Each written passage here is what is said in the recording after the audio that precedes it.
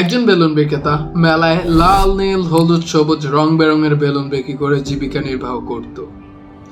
যদি তার বিক্রি কমে যেত তাহলে একটি বেলুন সে আকাশে উড়িয়ে দিত। দেন ওই এলাকার উৎসাহী বাচ্চারা ওই বেলুনটিকে দেখে তার কাছে ভিড় জমাতো।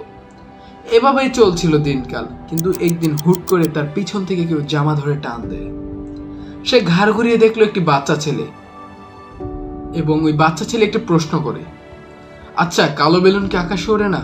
অবশ্য বাচ্চা ছেলেটির প্রশ্ন করার কারণ ছিল, কারণ ওই বেলুন বিক্রেতার কাছে কোনো কালো বেলুন ছিল না। বেলুন বিক্রেতা জবাবে বলে, রঙের কারণে বেলুন আকাশে ওড়ে না, বেলুন আকাশে ওড়ে তার ভেতরে থাকা হিলিয়াম গ্যাসের কারণে। এই গল্প থেকে আমরা কি লক্ষ্য করতে পারি? আমি দুইটা জিনিস লক্ষ্য করেছি।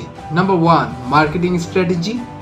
নাম্বার 2, বেলুন যেমন রঙের কারণে নয়, ভেতরে থাকা গ্যাসের কারণে আকাশে ওড়ে, ঠিক এমনই আমাদের উপরে উঠতে সাহায্য করে আমাদের ভিতরে থাকা মানসিকতা।